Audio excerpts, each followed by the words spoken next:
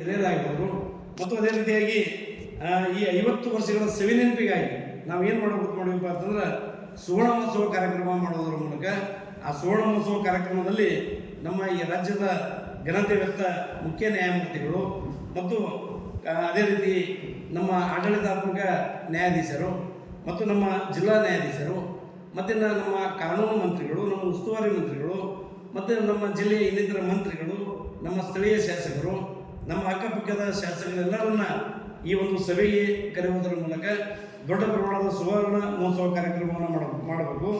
ಆ ಕಾರ್ಯಕ್ರಮದಲ್ಲೇ ನಾವಿವತ್ತು ಮುಖ್ಯ ನ್ಯಾಯಮೂರ್ತಿಗಳು ಮತ್ತು ಕಾನೂನು ಮಂತ್ರಿಗಳು ಇಬ್ಬರು ಇಲ್ಲಿ ಬರೋದ್ರಿಂದ ಅದು ಏನಾಗಿಬಿಡ್ತಪ್ಪ ಅಂತಂದ್ರೆ ಅವರ ನಮ್ಮ ನಯ ವಿನಯ, ನಮ್ಮ ಒಂದು ಸಹಕಾರ, ನಮ್ಮ ನ್ಯಾಯಾಲಯ ಏನು ಇವತ್ತಿನ ತನಕ ನಡೆದು ಬಂದದ ಒಬ್ಬರೇ ಒಬ್ಬರು ನಮ್ಮ ಜುಡಿಷಿಯಲ್ ಆಫೀಸರ್ ಜೊತೆಯಲ್ಲಿ ಯಾವುದೇ ಆಫೀಸರ್ ಜೊತೆಯಲ್ಲಿ ತಂಡ ತಕರಾರು ಮಾಡದೆ ಭಾಳ ವಿನಯಶೀಲತೆಯಿಂದ ಒಳ್ಳೆಯ ರೀತಿಯಿಂದ ನಮ್ಮೆಲ್ಲ ನ್ಯಾಯಾಧೀಶರು ನಡ್ಕೊಂಡು ಬಂದಿದ್ದನ್ನು ಪರಿಗಣಿಸಿ ಇಲ್ಲೇ ನಾವು ಡಿಸ್ಟ್ರಿಕ್ಟ್ ಕೊಡ್ತೀವಿ ನಿಮಗೆ ಅಂತೇಳಿ ನಾವು ಡಿಕ್ಲೇರ್ ಮಾಡುವ ಹಂತದೊಳಗೆ ಒಂದು ರಾಜ್ಯ ಮಟ್ಟದ ಕಾರ್ಯಕ್ರಮ ಮಾಡಿದ್ದೀವಿ. ಅದು ಡಿಸೆಂಬರ್ 3ನೇ ತಾರೀಕು ಏನದಪ್ಪ ಅಂತಂದ್ರೆ ನಮ್ಮದು ವಕೀಲರ ದಿನಾಚರಣೆನೂ ಅದ ಅವತ್ತಿನ ದಿನ.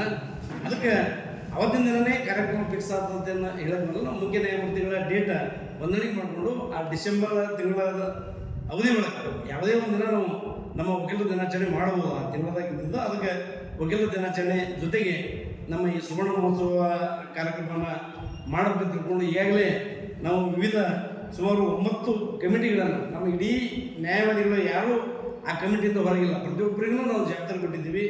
ಅದರಲ್ಲಿ ನಮಗೆ ಎಲ್ಲ ಹಿರಿಯರು ಏನಾದ್ರಪ್ಪ ಎಕ್ದಮ್ ಟಾಪ್ 1ರಿಂದ ಇರ್ತಕ್ಕಂಥ ಹಿರಿಯರಿಗೆ ಅವರಿಗೆಲ್ಲ ನಮ್ಮ ಮಾರ್ಗದರ್ಶಕರು ಅಂತೇಳಿ ಇವತ್ತು ಇದು ಮಾಡ್ಕೊಂಡು ಅವ್ರ ನೇತೃತ್ವದೊಳಗೆ ನಾವಿವತ್ತು ಒಂದು ಅವರ ಮಾರ್ಗದರ್ಶಕ ಸಮಿತಿ ಅಂತೇಳಿ ಸುಮಾರು 21 ಜನ ಹಿರಿಯ ನ್ಯಾಯವಾದಿಗಳನ್ನು ನಮ್ಮ ಮಾರ್ಗದರ್ಶಕ ಸಮಿತಿ ಅಂತೇಳಿ ಅವರ ನೇತೃತ್ವದೊಳಗೆ, ಅದೇ ರೀತಿ ಇನ್ನು ಉಸ್ತುವಾರಿ ಸಮಿತಿ ಅಂತೇಳಿ ನಾವು ಮಾಡ್ಕೊಂಡಿದ್ದೀವಿ. ಅದರ ನಂತರದಲ್ಲಿ ಇರತಕ್ಕಂಥ ಆ ಸೀನಿಯರ್ 21ರ ನಂತರ ಏನು ಮತ್ತು ಸೀನಿಯರ್ ಅದಾರ ಅವರಿಗೆ ಉಸ್ತುವಾರಿ ಅಂತೇಳಿ ಒಂದು ಜವಾಬ್ದಾರಿಯನ್ನು ಕೊಟ್ಟು, ಅದೇ ರೀತಿ ಊಟ ಉಪಚಾರ ಸಮಿತಿ ಇರ್ಬೋದು, ಹಣಕಾಸು ಸಮಿತಿ, ಕ್ರೀಡಾ ಸಮಿತಿ, ಪ್ರಚಾರ ಸಮಿತಿ, ವೇದಿಕೆ ಅಲಂಕಾರ ಸಮಿತಿ, ಶಾಲಾ ಏನು ಚಟುವಟಿಕಾ ಸಮಿತಿ, ಸಾಂಸ್ಕೃತಿಕ ಸಮಿತಿ, ಅದೇ ರೀತಿ ನಮ್ಮೆಲ್ಲ ಏನು ಪದಾಧಿಕಾರಿಗಳು ಇದ್ದೀವಿ ಇವರೆಲ್ಲ ನಮ್ಮೆಲ್ಲ ಸ್ವಾಗತ ಸಮಿತಿಯ ನೇತೃತ್ವದೊಳಗೆ ನಮ್ಮ ಹಿರಿಯರ ಮಾರ್ಗದರ್ಶನದೊಳಗೆ ಒಂದು ಒಳ್ಳೆಯ ಕಾರ್ಯಕ್ರಮ ಮಾಡಬೇಕು ಅಂತ ತಿಳ್ಕೊಂಡು ನಾವು ಹಮ್ಮಿಕೊಂಡಿದ್ದೀವಿ. ಅದಕ್ಕೆ ಈ ಕಾರ್ಯಕ್ರಮ ಏನದಪ್ಪ ಅಂತಂದ್ರೆ ನಮ್ಮ ವಕೀಲರ ಸಂಘ ಸಮಾಜಮುಖಿಯಾಗಿರಬೇಕು. ವಿವಿಧ ಸಂಘ ಸಂಸ್ಥೆಗಳ ಜೊತೆಗೆ ಉಳಿದ ಇತರ ಜನಾಂಗದ ಜೊತೆಗೆ ನಾವು ಭಾಳ ಸೌಹಾರ್ದದಿಂದ ಇವತ್ತು ನಾವು ಇರಬೇಕಾಗ್ಯದ. ಯಾಕಪ್ಪ ಅಂದ್ರೆ ನಮ್ಮ ವಕೀಲರ ಸಂಘ ಅಂದ್ರೆ ಏನು ಅಂತಂದ್ರೆ ಕೇವಲ ನಾವು ನಮ್ಮ ಈ ಕಂಪೌಂಡ್ ಒಳಗೆ ಮಾತ್ರ ನಾವು ಸೀಮಿತರಾಗಿದ್ದೀವಿ. ಒಂದು 4-8 ಜನ ಏನರೇ ಪಬ್ಲಿಕ್ ಲೈಫ್ನಾಗ ಇರ್ಬೋದು, ಉಳಿದವ್ರು ಇಷ್ಟಿಗೆ ನಾವು ಸೀಮಿತ ಆಗಿದ್ದರಿಂದ ಇವತ್ತು ನಾವು ಏನು ಮಾಡ್ಬೇಕು ಮಾಡಿದೀವಪ್ಪ ಅಂತಂದ್ರೆ ಆಲ್ಮೇಲ ಮತ್ತು ಸಿಂದಗಿ ಮತ್ತು ದೇವರಪುರಿ 3 ತಾಲೂಕುಗಳಲ್ಲಿ ಹೈಸ್ಕೂಲ್ ಮಟ್ಟದ ಏನು ಒಂದು ಭಾಷಣ ಸ್ಪರ್ಧೆ ಏರ್ಪಡಿಸೋದು. ನಮ್ಮ ಈ ದೇಶದ ಮಹಾತ್ಮರು ಏನದಾರ APJ ಅಬ್ದುಲ್ ಕಲಾಂ ಇರ್ಬೋದು, ಡಾಕ್ಟರ್ ಬಾಬಾ ಸಾಹೇಬ್ ಅಂಬೇಡ್ಕರ್ ಇರ್ಬೋದು, ವಿವೇಕಾನಂದ ಅವರು ಇರ್ಬೋದು, ಅಥವಾ ಕಿತ್ತೂರು ರಾಣಿ ಚೆನ್ನಮ್ಮ ಇರ್ಬೋದು, ಇಂಥವ್ರು ಒಂದಿಷ್ಟು 8-10 ಜನರ ಏನು ಅವರ ಜೀವನ ಚರಿತ್ರೆ ಕುರಿತಾಗಿ ಅಲ್ಲಲ್ಲಿ ತಾಲೂಕು ಮಟ್ಟದಲ್ಲಿ ಒಂದು ಸ್ಪರ್ಧೆಯನ್ನು ಏರ್ಪಡಿಸಿ ಆ ಹೈಸ್ಕೂಲ್ ಮಟ್ಟದಲ್ಲಿ ಅದ್ರಾಗ ಆ ತಾಲೂಕು ಮಟ್ಟದಾಗ ಫಸ್ಟ್, ಸೆಕೆಂಡ್, ಥರ್ಡ್ ಯಾರು ಬರ್ತಾರೆ ಅವ್ರಿಗೆ ನಮ್ಮ ಮುಖ್ಯ ನ್ಯಾಯಮೂರ್ತಿಗಳ ನೇತೃತ್ವದಲ್ಲಿ ಗೌರವಿಸುವಂಥ ಒಂದು ಕೆಲಸ. ಅದೇ ರೀತಿ ಕಾಲೇಜುಗಳ ಸಂಖ್ಯೆ ಕಡಿಮೆ ಇರೋದ್ರಿಂದ ಈ ಹಳಿ ಏನು ಸಿಂದಗಿ ತಾಲೂಕದಲ್ಲಿ ಬರ್ತಕ್ಕಂಥ ದೇವರಪುರಿ, ಆಲ್ಮೇಲ ಮತ್ತು ಸಿಂದಗಿ ಸೇರಿದಂತೆ PU ಮತ್ತು ಡಿಗ್ರಿ ಕಾಲೇಜುಗಳಿಗೆ ಸಂಬಂಧಪಟ್ಟಂತೆ ಆ ಕಾಲೇಜು ಮಟ್ಟದ ಒಂದು ಸ್ಪರ್ಧೆಯನ್ನು ಇದೇ ಮಹತ್ವದ ವಿಷಯವಾಗಿ ಕುರಿತಾಗಿ ಮಾಡಿ ಅಲ್ಲಿನೂ ಕೂಡ ಫಸ್ಟ್, ಸೆಕೆಂಡ್, ಥರ್ಡ್ ಆಯ್ಕೆ ಮಾಡೋದ್ರ ಮೂಲಕ ಅವರನ್ನು ಗೌರವಿಸಿ ಎನ್ಕರೇಜ್ ಮಾಡೋದ್ರ ಜೊತೆಗೆ ಅಂಥ ಮಹಾನ್ ವ್ಯಕ್ತಿಗಳ ಒಂದು ಚರ್ಚೆ ಪ್ರತಿಯೊಂದು ಹೈಸ್ಕೂಲ್ ಮಟ್ಟದಲ್ಲಿ, ಕಾಲೇಜ್ ಮಟ್ಟದಲ್ಲಿ ನಡೀತು ಅಂತಂದ್ರೆ ಅದ್ರ ಜೊತೆಗೆ ವಕೀಲರು ಸಮಾಜಮುಖವಾಗಿ ಒಂದು ಕೆಲಸ ಮಾಡಲಿರ್ತಾರೆ ಒಂದು ತೋರಿಸುವುದರ ಜೊತೆಗೆ ಅವ್ರಿಗೊಂದು ಎನ್ಕರೇಜ್ ಮಾಡಬೇಕು ಅನ್ನೋ ಒಂದು ಅಭಿಲಾಷೆ ನಮ್ಮ ವಕೀಲರ ಸಂಘಕ್ಕಿದೆ. ಮತ್ತು ಅದೇ ರೀತಿಯಾಗಿ ನಮ್ಮಲ್ಲಿ ಒಂದು ಕ್ರೀಡಾಕೂಟವನ್ನು ನಾವು ರಾಜ್ಯ ಮಟ್ಟದ ಏನು ಕ್ರಿಕೆಟ್ ಪಂದ್ಯಾವಳಿಯನ್ನು ಹಮ್ಮಿಕೊಳ್ಳುವ ಮೂಲಕ ಎಲ್ಲ ವಕೀಲರ ಸಂಘಗಳನ್ನು ಆಹ್ವಾನಿಸಿ ಒಂದು ರಾಜ್ಯ ಮಟ್ಟದ ಕ್ರೀಡೆ ಅದರಲ್ಲೂ ಕೂಡ ಫಸ್ಟ್, ಸೆಕೆಂಡ್, ಥರ್ಡ್ ಅಂತೇಳಿ ಮಾಡೋದ್ರ ಜೊತೆಗೆ ಒಂದು ಯಶಸ್ವಿಯಾದಂಥ ಒಂದು ಕಾರ್ಯಕ್ರಮ ಮಾಡಬೇಕು. ಇನ್ನಿತರ ಸಾಂಸ್ಕೃತಿಕವಾದಂಥ ನಮ್ಮ ಕಮಿಟಿಯ ಸದಸ್ಯರು ಮತ್ತು ನಮ್ಮ ಮಾರ್ಗದರ್ಶಕ ಸಲಹಾ ಸಮಿತಿ ಎಲ್ಲರ ಒಂದು ಮಾರ್ಗದರ್ಶನಂತೆ ಅನೇಕ ಸಲಹೆಗಳನ್ನು ಅವನ್ನ ಸ್ವೀಕರಿಸೋದ್ರ ಜೊತೆಗೆ ಭಾಳ ಮುಖ್ಯವಾಗಿ ಇನ್ನೊಂದೇನಪ್ಪ ಅಂತಂದ್ರೆ ನಮ್ಮ ಈ 50ನೇ ವರ್ಷದ ಸುವರ್ಣ ಸ್ವಾತಂತ್ರ್ಯದ ಸುವರ್ಣ ಮಹೋತ್ಸವದ ಸಂದರ್ಭದಲ್ಲಿ ಇಲ್ಲಿರ್ತಕ್ಕಂಥ ಹಿರಿಯ ಮತ್ತು ಅನುಭವಿಗಳು, ಮಾರ್ಗದರ್ಶಕರು, ಸಾಕಷ್ಟು ಸಮಾಜದ ಅಂಕುಡೊಂಕುಗಳನ್ನು ತಿದ್ದಿರ್ತಕ್ಕಂಥ ಮಾಧ್ಯಮದ ಮಿತ್ರರಿರ್ಬೋದು ಅಥವಾ ಶೈಕ್ಷಣಿಕ ಕ್ಷೇತ್ರದಲ್ಲಿ ಒಂದು ಸಾಧನೆ ಮಾಡಿದಂಥವ್ರು ಇರ್ಬೋದು ಮತ್ತು ವೈದ್ಯಕೀಯ ಕ್ಷೇತ್ರದಲ್ಲಿ ಸಾಧನೆ ಮಾಡಿದಂಥವ್ರು ಇರ್ಬೋದು ಮತ್ತು ಅದೇ ರೀತಿಯಾಗಿ ಕೃಷಿ ಕ್ಷೇತ್ರದಲ್ಲಿ ಸಾಧನೆ ಮಾಡಿದಂಥವ್ರು ಇರ್ಬೋದು, ವಿವಿಧ ಕ್ಷೇತ್ರಗಳಲ್ಲಿ ಸರ್ಕಾರ ರಂಗದಲ್ಲಿ ಮತ್ತು ಸಾಮಾಜಿಕ ರಂಗದಲ್ಲಿ, ರಾಜಕೀಯ ರಂಗದಲ್ಲಿ ಅತಿ ಒಂದು ಒಳ್ಳೆಯ ಸೇವೆಯನ್ನು ಮಾಡಿರ್ತಕ್ಕಂಥ ವ್ಯಕ್ತಿಗಳನ್ನು ಆಯ್ಕೆ ಮಾಡಿ ಅವರನ್ನು ನಮ್ಮ ಸುವರ್ಣ ಮಹೋತ್ಸವ ಸಮಾರಂಭದಲ್ಲಿ ಮುಖ್ಯ ನ್ಯಾಯಮೂರ್ತಿಗಳ ಸಮ್ಮುಖದಲ್ಲಿ ಅವರಿಗೆ ಒಂದು ನಮ್ಮ ಒಂದು ಪಾರಿತೋಷಿಕ ಟೈಪ್ ನಮ್ಮ ವಕೀಲ ಸಂಘದಿಂದ ಅವರಿಗೆ ಕೊಟ್ಟು ಆ ಮೂಲಕ ಅವರು ಯಾವ ರಂಗದಲ್ಲಿ ಈಗಾಗಲೇ ಸೇವೆ ಸಲ್ಲಿಸ್ತಾ ಇದ್ದಾರೆ ಆ ಒಂದು ರಂಗದಲ್ಲಿ ಹೆಚ್ಚಿನ ಸೇವೆಯನ್ನು ಸಲ್ಲಿಸುವ ರೀತಿಯಲ್ಲಿ ಅವರಿಗೊಂದು ಪ್ರೋತ್ಸಾಹದಾಯಕವಾಗಿ ಒಂದು ದೊಡ್ಡ ರಾಜ್ಯ ಮಟ್ಟದ ಕಾರ್ಯಕ್ರಮದಲ್ಲಿ ಅವರನ್ನು ಗೌರವಿಸಬೇಕಂತೇಳಿ ಅಂಥ ಒಂದು ಕಾರ್ಯಕ್ರಮವನ್ನು ಹಮ್ಮಿಕೊಂಡಿದ್ದೀವಿ. ಅದಕ್ಕೆ ಇಷ್ಟು ಬೇಗ ತಮ್ಮೆಲ್ಲರೂ ಕೂಡ ತಮ್ಮೆಲ್ಲ ಸೋದರಿಗೆ ಇಲ್ಲಿ ಕರೆದು ಪತ್ರಿಕಾಗೋಷ್ಠಿ ಮಾಡೋದ್ರ ಉದ್ದೇಶ ಏನಪ್ಪ ಅಂತಂದ್ರೆ ನಮ್ಮ ಡಿಸೆಂಬರ್ದಾಗ ಕಾರ್ಯಕ್ರಮ ಇದ್ರೂ ಸಹಿತ ಇವತ್ತಿಂದೇ ನಮ್ಮ ಹೈಸ್ಕೂಲ್ ಮಟ್ಟದಲ್ಲಿ ಸಾಂಸ್ಕೃತಿಕ ಕಾರ್ಯಕ್ರಮ ಇರ್ಬೋದು ಅಥವಾ ಇನ್ನಿತರ ಕಾರ್ಯಕ್ರಮಗಳಿರ್ಬೋದು ಅಥವಾ ನಮ್ಮ ಯಾರು ವಿಶೇಷ ಸೇವೆಯನ್ನು ತಮ್ಮ ಇದರಲ್ಲಿ ಸಲ್ಲಿಸ್ಯಾರ ಅನ್ನೋದು ಮಾಹಿತಿ ಸಹಿತ ನಮ್ಗೆ ಇವತ್ತು ನಾವು ತೋಕಾಗ್ತದೆ. ಅದಕ್ಕೆ ತಮ್ಮ ಯಾರೇ ವಿಶೇಷ ಸೇವೆಯನ್ನು ಸಲ್ಲಿಸಿದಂಥ ವ್ಯಕ್ತಿಗಳು ಕೂಡ ನಾವಾಗೆ ಅನ್ವೇಷಣೆ ಮಾಡ್ತೀವಿ ಅಥವಾ ಅವರು ಕೂಡ ನಮ್ಮ ವಕೀಲ ಸಂಘಕ್ಕೆ ತಮ್ಮ ಸಾಧನೆಗಳ ಒಂದು ಮಾಹಿತಿಯನ್ನು ನಮ್ಗೆ ಕೊಟ್ಟರೆ ನಮ್ಗೆ ಆಯ್ಕೆ ಮಾಡ್ಕೊಳ್ಳೋಕೆ ಅನುಕೂಲ ಆಗ್ತದೆ ಅಂತ ಅನ್ನೋ ಉದ್ದೇಶದಿಂದ ಇವತ್ತು ನಮ್ಮ ಪತ್ರಿಕಾಗೋಷ್ಠಿಯಲ್ಲಿ ನಮ್ಮ ವಿಚಾರಗಳನ್ನು ಮಂಡನೆ ಮಾಡ್ತೀವಿ. ಅದಕ್ಕೆ ದಯಮಾಡಿ ತಮಗೆಲ್ಲ ಒಂದು ವಿನಂತಿ ಏನಪ್ಪ ಅಂತಂದ್ರೆ ಇದು ದೊಡ್ಡ ರಾಜ್ಯ ಮಟ್ಟದ ಕಾರ್ಯಕ್ರಮ ಇರೋದ್ರಿಂದ ಇದು ಕೇವಲ ನಮ್ಮ ವಕೀಲರ ಸಂಘದ ಕಾರ್ಯಕ್ರಮ ಅಂತ ಮಾತ್ರ ಇರ್ತದೆ. ಇದು ಯಾವುದೇ ರಾಜಕೀಯ, ಜಾತಿಯ ಅಥವಾ ಇನ್ನಿತರ ಪಕ್ಷ ಪಂಗಡದ ಉದ್ದೇಶಕ್ಕೆ ಸೇರಿದಂತಲ್ಲ.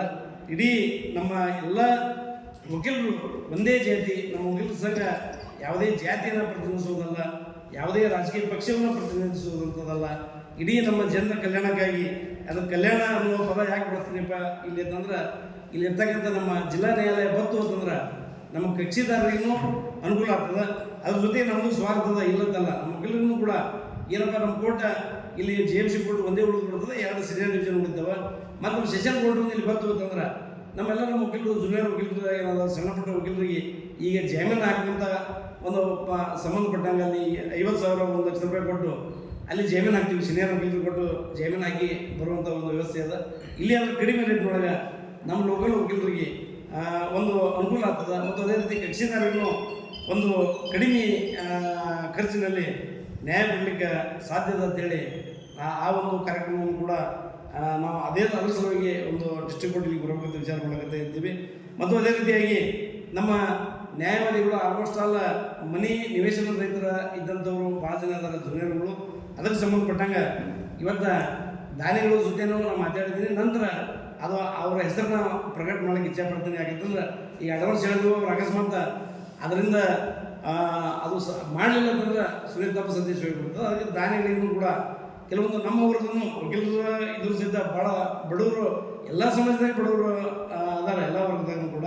ನಮ್ಮಲ್ಲಿನೂ ನಾವು ಕೂಡ ಆರ್ಥಿಕವಾಗಿ ಸ್ವಲ್ಪ ಲೋ ಲೆವೆಲ್ ಇರ್ತಕ್ಕಂಥ ನಮ್ಮ ಜೂನಿಯರ್ಸ್ ಇರ್ಬೋದು, ಇನ್ನಿತರ ಯಾರೇ ಇರ್ಬೋದು ಅಂಥವ್ರು ಸುಮಾರು 4 ಎಕರೆ ಜಮೀನನ್ನು ಖರೀದಿ ಮಾಡಿ ಅಲ್ಲಿ ನಿವೇಶನಗಳು ಮಾಡಿ ಅವ್ರಿಗೆ ಉಚಿತ ನಿವೇಶನ ಕೊಟ್ಟು ನಮ್ಮ ಸರ್ಕಾರ, ನಮ್ಮ ಸ್ಥಳೀಯ ಶಾಸಕರು ರೂಲಿಂಗ್ ಪಾರ್ಟಿಯಲ್ಲಿ ಇರೋದ್ರಿಂದ ಅದಕ್ಕೆ ಅವರಿಗೆ ಹಿಡ್ಕೊಂಡು ಹೋಗಿ ಒಮ್ಮೆ ಮನೆ ಹಾಕೊಂಡು ಬಂದು ಒಂದು ವಕೀಲರ ಕಾಲನಿಯನ್ನೇ ನಿರ್ಮಾಣ ಮಾಡಬೇಕು ಅನ್ನೋ ಒಂದು ಭಾಳ ಮಹತ್ವದ ಒಂದು ಉದ್ದೇಶ ನಮ್ಮ ಜೊತೆ ಇದೆ.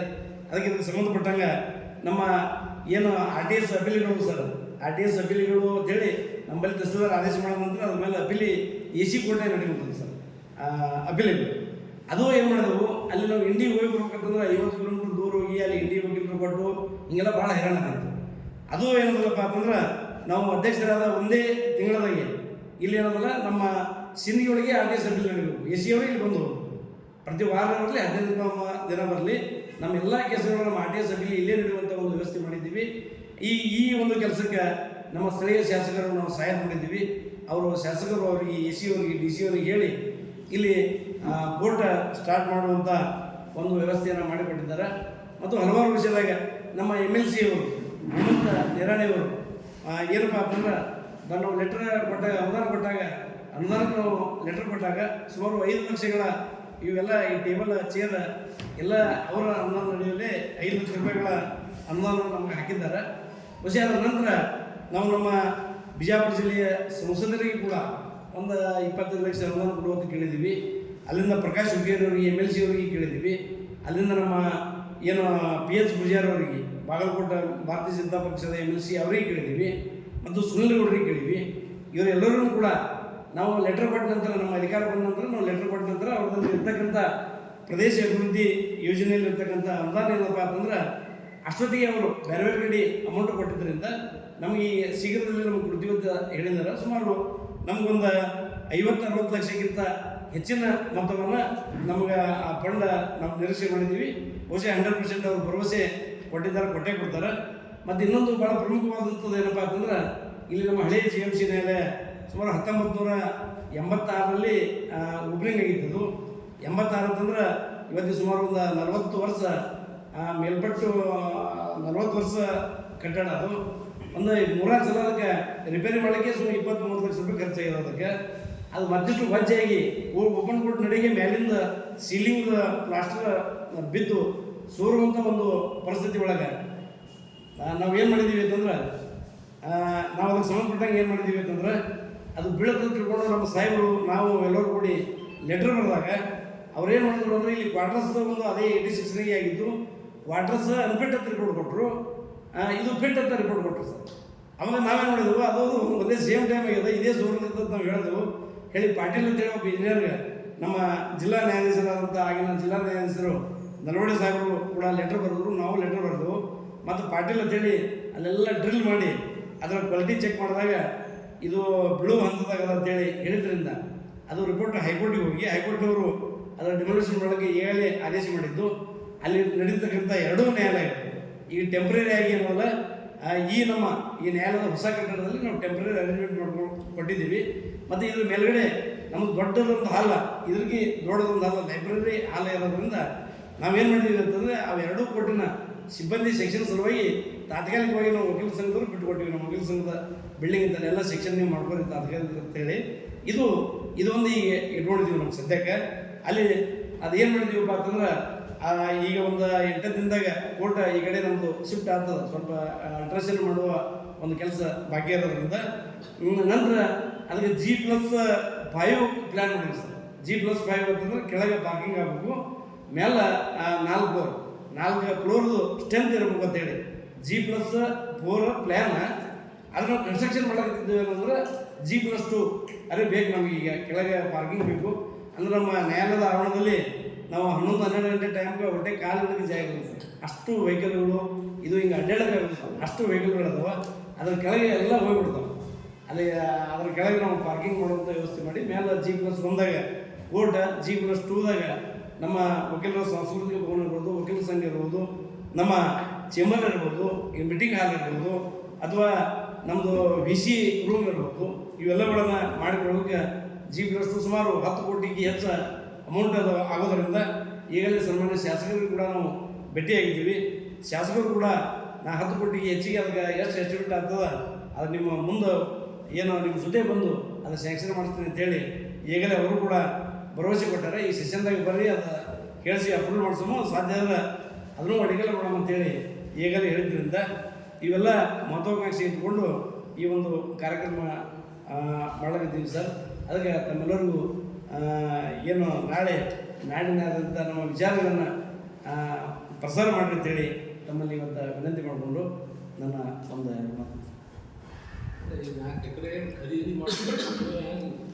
ಖರೀದಿ ನಮ್ಮ ವಕೀಲ ಅದೇ ಸರ್ ಕಾಂಟ್ರಿಬ್ಯೂಷನ್ ಮಾಡಿ ಒಬ್ಬರು ಮಾತಾಡಿ ಸರ್.